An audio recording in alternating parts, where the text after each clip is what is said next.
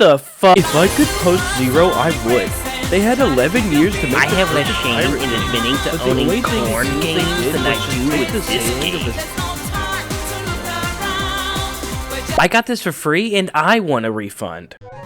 Has anyone noticed the sheer amount of terrible games we've been getting the last 2 years? These game companies make promises for the next AAA titles. Some are even considered quadruple A titles. Help me, I'm stuck in a quadruple A title. Hey, shut up down there. Again and again, our video game overlords produce a half-baked poop cake and expect us to eat it without flossing. You would expect a company that has more money than Scrooge McDuck to be able to provide a game that wasn't filled with microtransactions or wasn't the exact same game every single year. Each original idea for these games are just more of the same recycled greed and minimal thought for the consumer. Thankfully, we've been blessed with a few diamonds in the rough. They've given us games that are barely out of development and still in testing, but yet they are still better than any games that cost millions of dollars to make. So today I want to talk to you about the terrible state of gaming and how we are finally seeing the light at the end of the tunnel.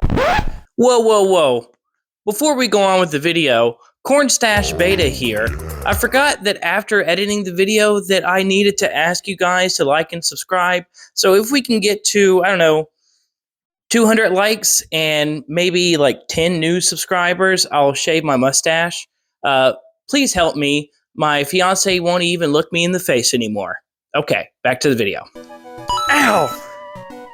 The amount of bullshit games we've been given that are either unfinished or riddled with microtransactions makes me so mad that I'm seething at the mouth like Amy Winehouse on July 23rd, 2011. Damn, dude, what the fuck? There's quite a few games that have let us down, but I'll just name a few. Call of Duty Modern Warfare 3 is a waste of space.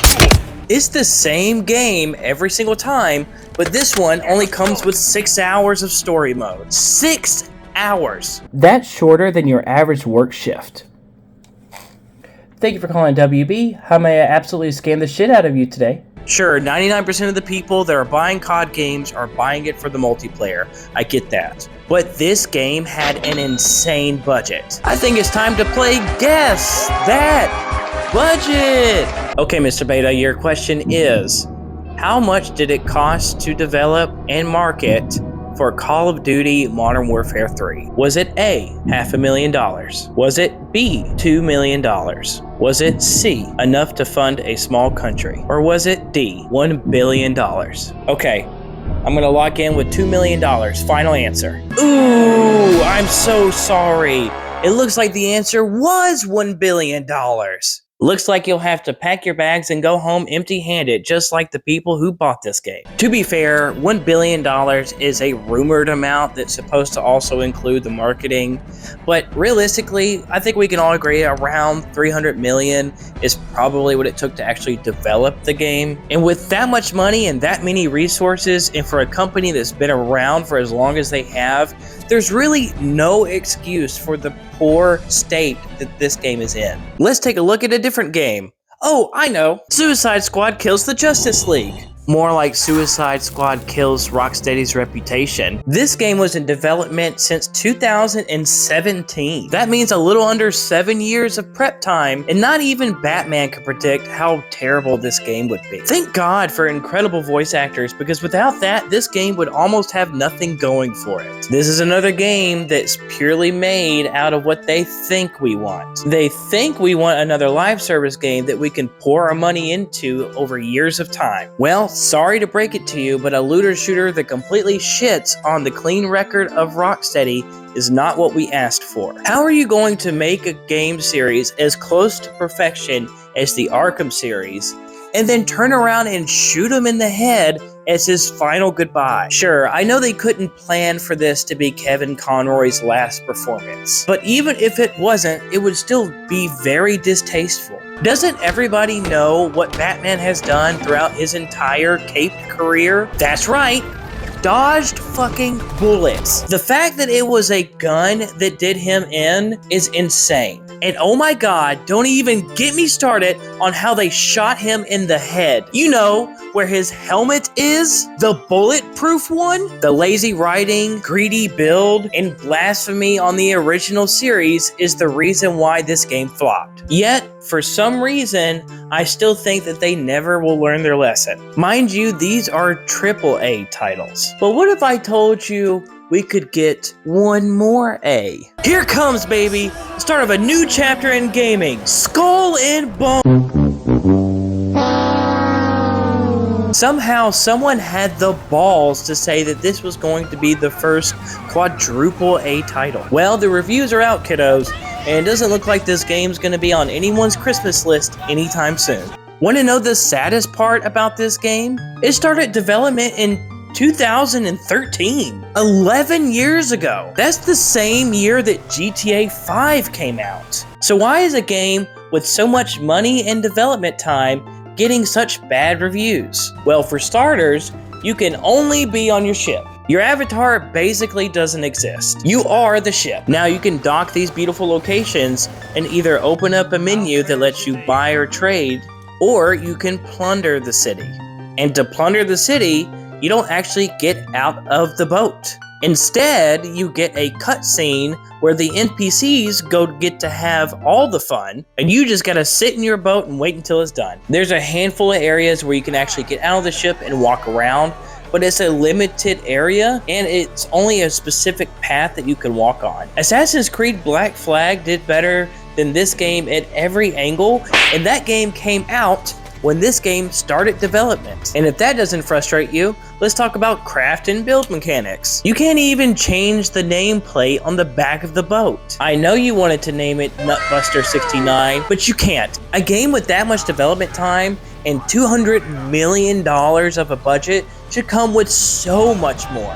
You're just so limited. Everything is grindy and meaningless. Maybe they should have called it Skull and Bare Bones.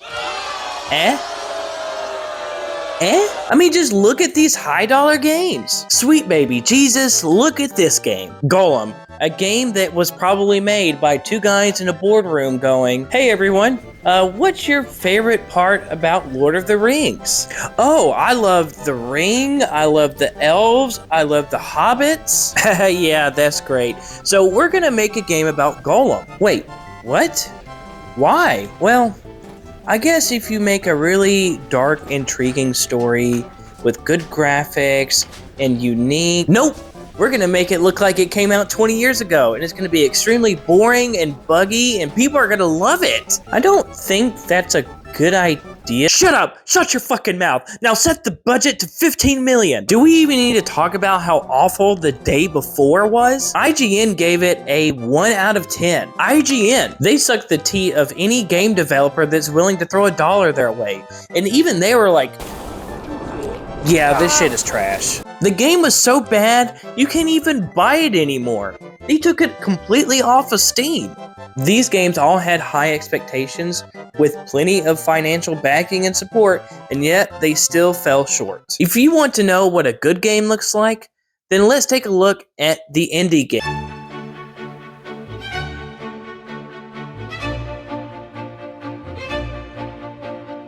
Good games can be defined under one word. Fun! That's it, plain and simple. If it's fun... I don't think so. Get it off!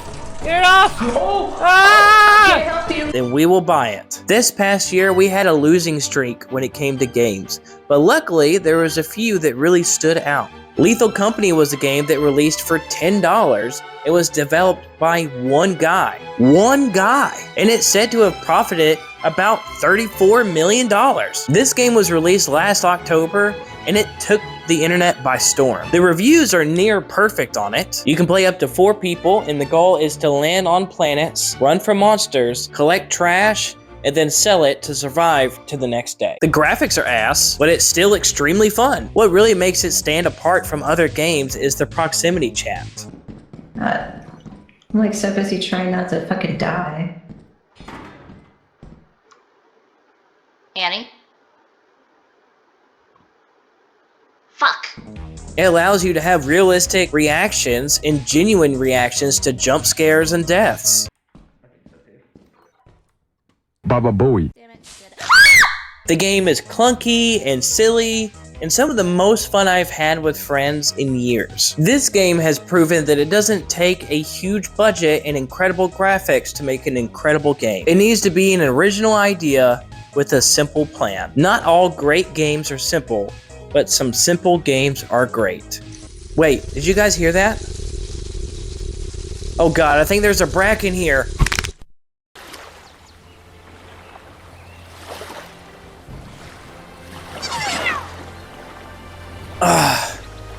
Where am I? Wait, what?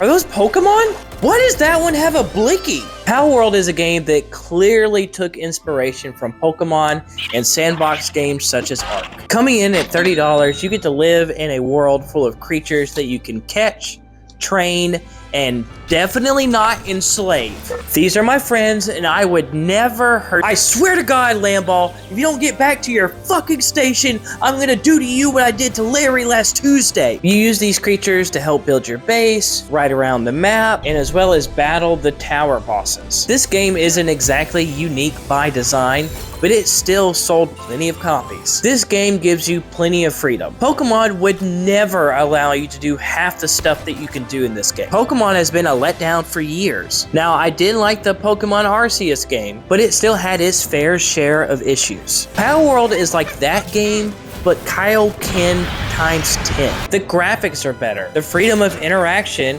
with your pals. And yes, even the guns. Hell yeah, brother. This game has a fair share of bugs, but even so, the community loves it. Another reason why, if a game is fun and they listen to feedback, then the average consumer will support it. Speaking of support, have you given support to the soldiers at Malevolent Creek? Super Earth is being threatened by giant bugs and evil robots, and you're just sitting there playing Rainbow Six Siege? Join the cause, brothers and sisters. Fight for your family, for your home, and most importantly, fight for democracy. Helldivers 2 is another indie game that absolutely crushes the AAA game developers in every way possible. In this game, you and 3 other people drop on a planet and fight either giant bugs or evil robots that threaten Super Earth. Now, obviously, this game takes a lot of inspiration from the film Starship Troopers, a film that had a comedic take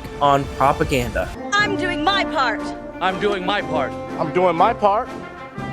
I'm doing my part too. I didn't do fucking shit. Helldivers really brings it home with its constant banter in the game. It's constantly reminding you that you're fighting for democracy and liberty. I mean, even the characters that you're playing with while you're in the middle of a fight will yell, Say hello to democracy!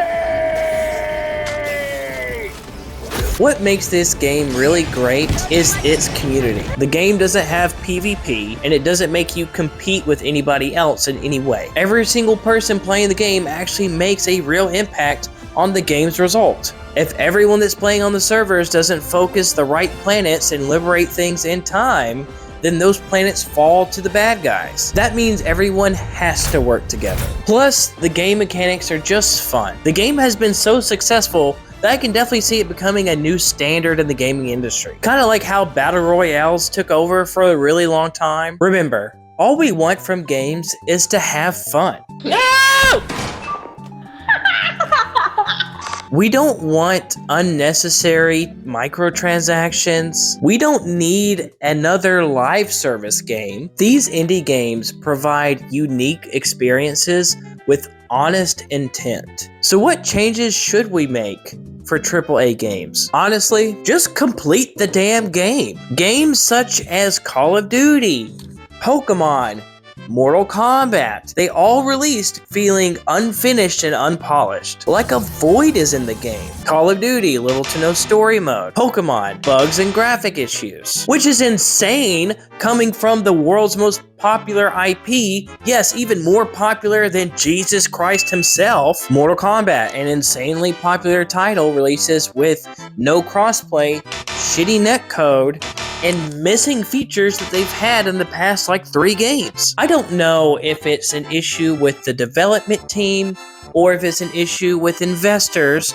trying to meet a certain date for profit, which is probably the second thing, but something needs to change. I'm sure if they just listened to feedback, they probably wouldn't have this issue. I mean, look at No Man's Sky, for example. This is a perfect example of what a game could be. This game died and rose from the ashes like the phoenix. The game was absolutely garbage when it first came out, and most people got their refund the same day they bought it. It was boring, it had barely any story, there was almost nothing to do in the game, and then over the past few years, they've released update after update completely free, and is everything that we were asking for from the very beginning. Another game in a similar situation was Cyberpunk. This game quite literally had a slogan that the game would release when it was ready. Tyler, you want to help me out with that? So that was a fucking lie. If they were to actually let these games finish in development and they release them when they're done, I don't think we'd have half the problems that we're running into now. Basically, that's all I wanted to talk about.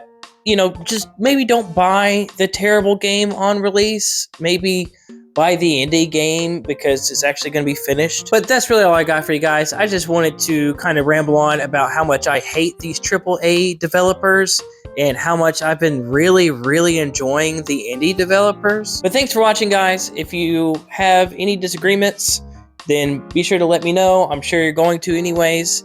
I really appreciate you watching the video. If you want to see more videos, I do have more in the boxes somewhere. And don't forget to like and subscribe, and see you in the next video. Okay.